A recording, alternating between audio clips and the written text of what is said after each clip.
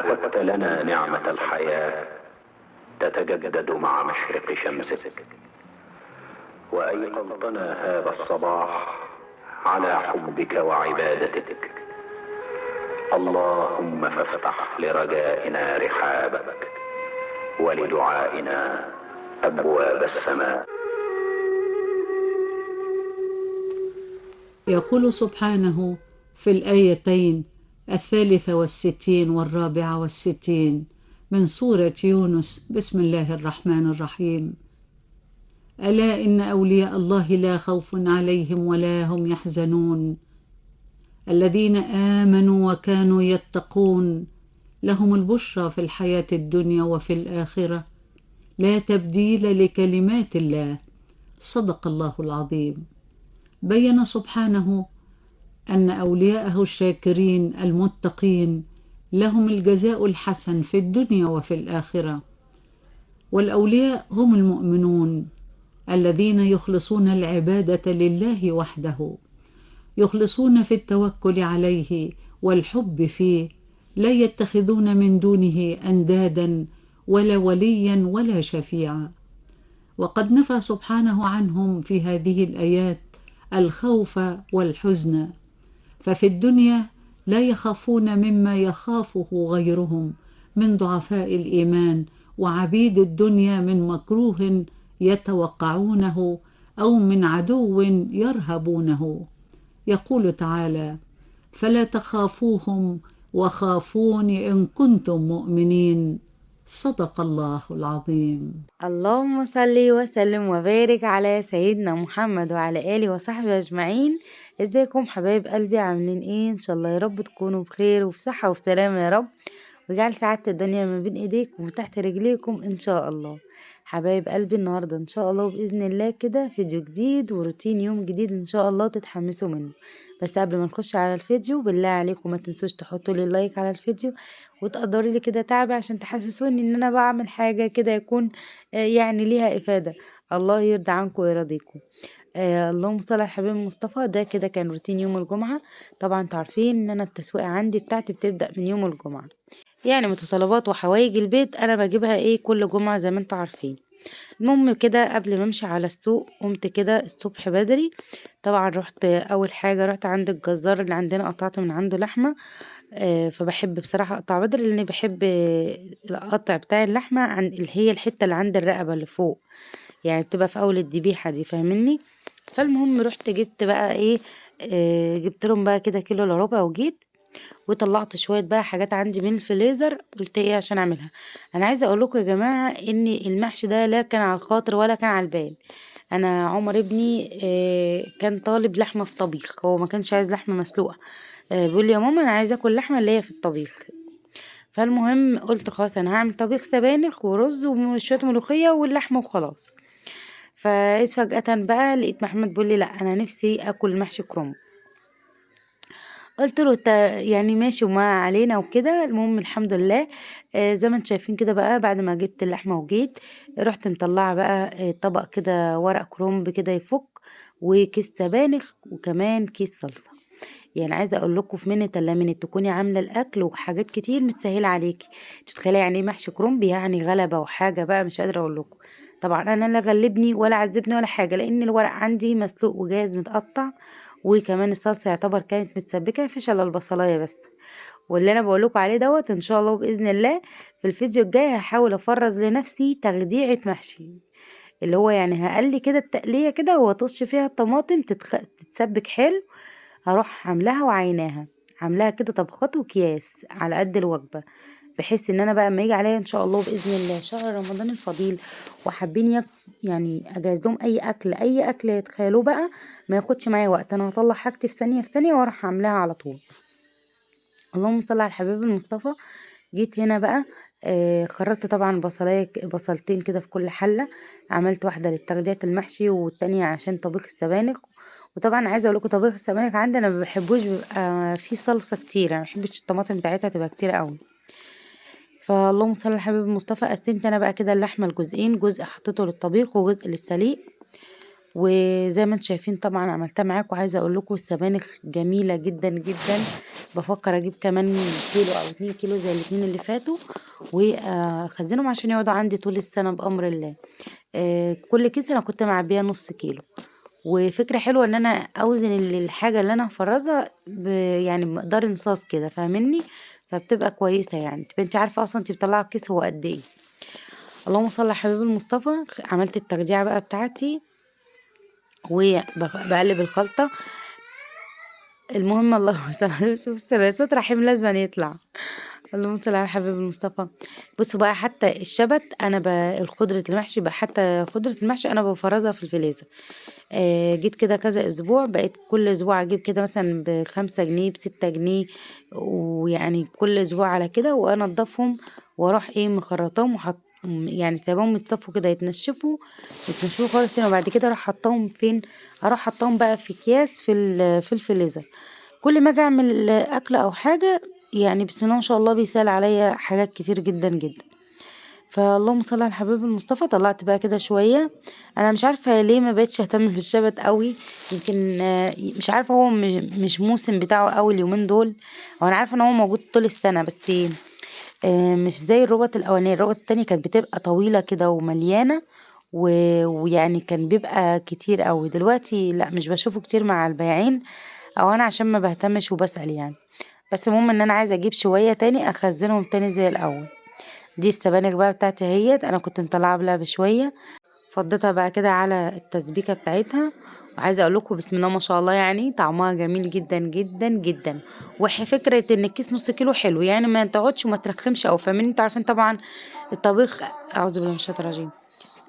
اي طبيخ بقى يا حبايبي يعني بيبقى تقيل شويه لو بات يوم او اتنين، فلا فكره النص كيلو دي حلوه ان هي ما بيقعدش يعني. والحمد لله عايزه اقول لكم هو برده فعلا ما قعدش يعني، تاني يوم كده كان خلاص اتغدينا منه وخلاص على كده شكرا. هنا بقى بصوا طبعا الخلطه خلصت، فكان فاضل شويه كده. قلت طب خلاص اسوي بقى، املى الطبق الالمونيا ده، املاه محشي كده للعيال اسويه لهم، عشان محمد طبعا كان راح يلعب كوره فما كانش هيجي في الوقت دوت يعني. وفاض معايا كمان شويه ورق، رصيتهم تاني كده في كيس كويس ورحت ردهم تاني في الفريزر عادي، ما بجروش اي حاجه، عشان انا ببقى مسويه ورق الكرنب ده ببقى سلقاه نص سلقه واقل من نص سلقه كمان، فلما بحطه في الفريزر بيستحمل معايا. هنا بقى يا حبايبي سويت خلاص المحشي اهوت وبفضيه بقى للعيال. طبعا بصوا انتوا طبعا ممكن تستغربوا ان انا مسويه في طبق ألمونيا. هو والله يعني عشان كان اخر شويه، فقلت بقى مش مشكله كده يعني قد الغرض، عشان خاطر العيال طبعا انتوا عارفين المحشي ما بيتاكلش اللي هو سخن ملهلب. فقلت اعمل شويه كده على قد العيال صغيرين، والباقي لما محمد يجي بعدها بساعه يعتبر اتسوى الحله التانية. جينا بقى عمر قال لي لا انا عايز شويه طبيخ، فغرفت له كده شويه على قده. وخلاص يا حبايبي ده كان فيديو النهارده، اسيبكم بقى مع بقيه الفيديو. اللهم صل وسلم وبارك على سيدنا محمد وعلى اله وصحبه اجمعين. ازيكم حبايب قلبي عاملين ايه؟ ان شاء الله يا رب تكونوا بخير وصحه وسلامه يا رب، واجعل سعاده الدنيا ما بين ايديكم وتحت رجليكم اللهم امين. بصوا النهارده طبعا يوم الجمعه، وانتوا عارفين كل جمعه بيبقى فيه تسويق او مشتريات، بس ان شاء الله باذن الله الحاجه تعجبكم. اول حاجه عايزه اوريكم حاجه.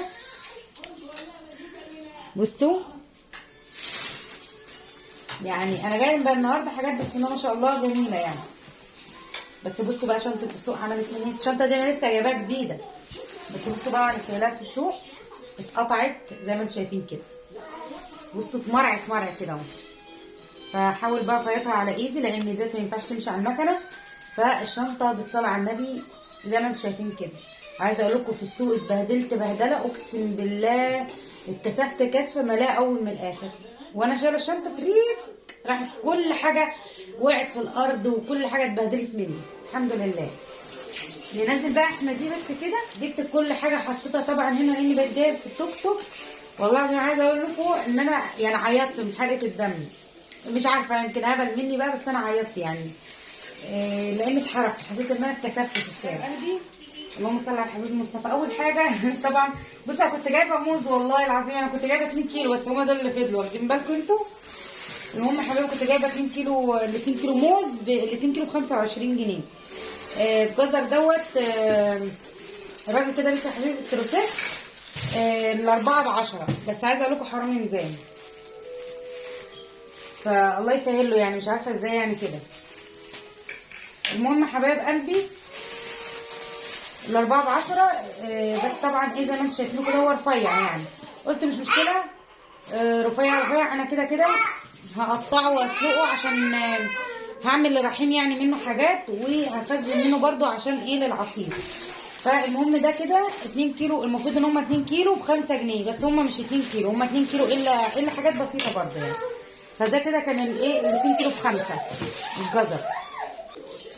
بصوا بقى يا حبايب قلبي، معلش بقى طبعا على وش الفيديو لان عيالي متواجدين والدنيا جميله، وعايزه اقول لكم قطعت الفيديو كذا مره، فالحمد لله على كل حاجه. بصوا بقى الطماطم دي بقى، الطماطم حلوه في السوق وجميله وكل حاجه، بس غليت. الكيلو ونص بقى ب10، بدل ما كانت كيلو مثلا ب6 او ب5، لا الكيلو ونص ب10، اللي هي الحلوه الحمراء بتاعه الطبيخ الحلوه يعني، كيلو ونص ب10 جنيه. تمام، اهي زي ما انتم شايفينها كده عامله زي التفاح، حلوه جميله. فانا جبت ده كيلو ونص، فلقيت مع نفس الراجل يعني هي بالظبط كده، بس ناشفه شويه يعني. بصوا مش محمره قوي يعني، بس ناشفه شويه. الكيلو بكام يا عم؟ ب5 جنيه. بصراحه قعدت انقي كده منها لحد ما نقيت كده 3 كيلو ب15 جنيه. هعمل ايه بقى؟ دي انا مش هحطها في التلاجة، انا هفضيها كده في مصفى تتحط كده بره طول الاسبوع، اجرجر منها هتحمر على فكره يعني. هي انا بسيب القوطه الخضراء دي بسيبها بره بتحمر. فبصوا زي الزلطه وجميله وحلوه وكل حاجه، بس يعني ايه عايزه لها يعني سنه كده وايه وتحمر. فانا لما اسيبها في المصفى كده بره تحمر وتبقى زي الفل. فجبت منها دول 3 كيلو بال 15 جنيه، كيلو ب5 جنيه. دي بقى بامر الله هصلصها، بس هصلصها محشي، مش هصلصها صلصه يعني عاديه كده، لا هروح فرماها كده وايه واقللها تقليه بتاعتها، واعبيها اكياس كده ايه كتغذيه محشي يعني. كانت عشان برضو يسهلوا عليا اموري في رمضان او في اي وقت عامه. عايزه اقول لكم التفريزات دي تنفعني جدا جدا. فكده جبت كيلو ونص بال10 من اللي هي الحمرا دي، من اللي هي ماسكه نفسها شويه دي جبت الكيلو ب5 جنيه، فجبت 3 كيلو. بصوا بقى الفلفل بقى، الفلفل الالوان في السوق معروف ان الكيلو عامل 20 جنيه. تمام، لقيت مع الست دوت اللي هو يعني مش محمر قوي برضو، هو احمر وكل حاجه، بس يعني زي ما انتم شايفين اللون ده كده. قالت لي ب 12 جنيه. المهم من هنا لهنا خدت منها كيلو بال10، فنقيت كيلو كده، كيلو فلفل احمر. وبصراحه الاصفر بقى ما لقيتش اصفر حلو كده اللي هو الكيلو يبقى ب10 وكده. ورحت جايبه كيلو الا ربع، فانا كده جبت كيلو ب10 من ده كيلو، وده والاربعه دول كيلو الا ربع ب15 جنيه. ده كيلو الا ربع ان شاء الله باذن الله. وعايزه اقول لكم بقى عندي بقى ايه، انا جبت احمر واصفر ليه بس؟ لان عندي شنطه فلفل رومي اخضر في الثلاجه من الاسبوع اللي فات اللي قبله، يعني بقالهم جمعتين ولسه الحمد لله ماسك نفسه حلو، والفلفلايه برده كبيره.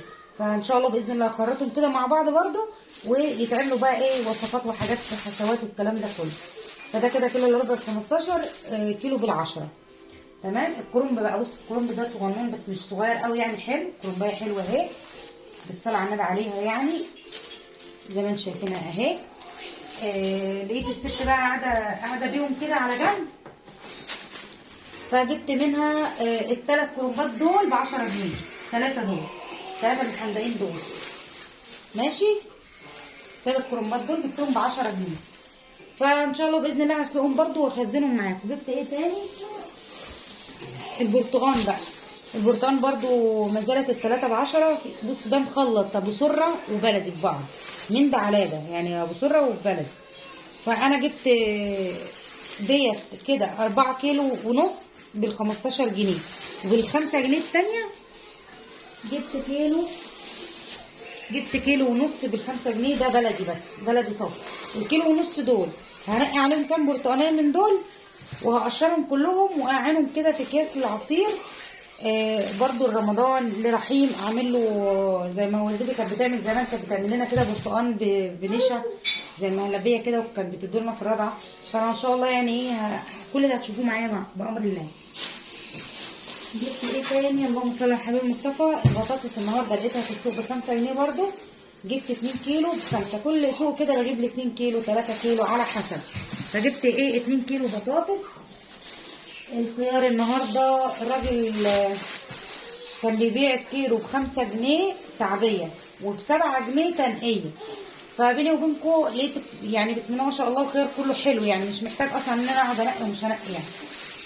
فاللهم صل على النبي جبت منه بقى ايه، قلت له هات لي كيلو كده تعبيه. فبصوا تعبيه زي التنقيه بالظبط. الخيار بسم الله ما شاء الله حلو اهو. فجبت كيلو كده ب5 جنيه. جبت ايه تاني؟ اللهم صل على حبيبي مصطفى. تاني انا واخدين بالكم، جبت 2 كيلو بسله من نفس الست اللي انا كنت جايبه منها المره اللي فاتت. تشوفوا البسله بتاعتها تقولوا عليها ملهاش شكل ولا منظر، تفتحوها وتدوها. اولا معبيه مليانه حب، ثانيا سبحان الله يعني مسكره جدا. فجبت 2 كيلو مع الجزر طبعا كده. خلاص انا كده بالنسبه للبسله خلاص شكرا استكفيت. ممكن ابقى اجيب كيلو سبانخ تاني اخزنه، عشان عايزه اقول لكم انا لسه بقى انا طبخه دلوقتي. طلعت كيس نص كيلو عملته، طعمها تحفه بسم الله ما شاء الله، يعني ريقها زي العسل. لو ربنا اذن ان شاء الله وشفت الواد هو تاني من نفس الزرع هجيب منه بامر الله كيلو كمان او 2 كيلو. بس كده يا حبايب قلبي. جبت كمان في التلاجة بقى، جبت كيلو جبنه وجبت كيلو فراوله حمرا. كيلو فراوله حلوه كان الكيلو عامل 15 جنيه. بس كده يا حبايب قلبي،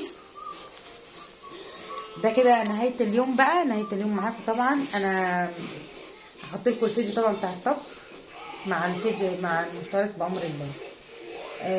دي كده كانت مشتريات النهارده. اتمنى يا رب يكون الفيديو عجبكم وتكونوا استفدتوا باسعار او اي حاجه.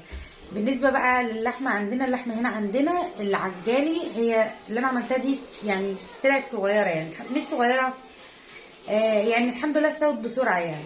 فدي كانت الكيلو عامل عندنا 170 جنيه بتاعت الجزار اللي هو بيدبحها وبيبيعها 170. فاللهم صل على حبيبي مصطفى. بالنسبه بقى للمستورد، المستورد عامله هنا عندنا 145 جنيه، وكان من قيمه اسبوع كده كانت عامله 130، فدلوقتي ب 145. ازاي؟ انا مش فاهمه. فربنا يرحمنا برحمته يا رب. وكده حبايب قلبي كده الفيديو خلص معاكم، واتمنى يكون الفيديو عجبكم، استفدتوا منه كده بفكره بمعلومه بسعر باي حاجه. وان شاء الله اشوفكم كده على خير. بالله ما تنسوش تحطوا اللايك على الفيديو، والسلام عليكم ورحمه الله وبركاته.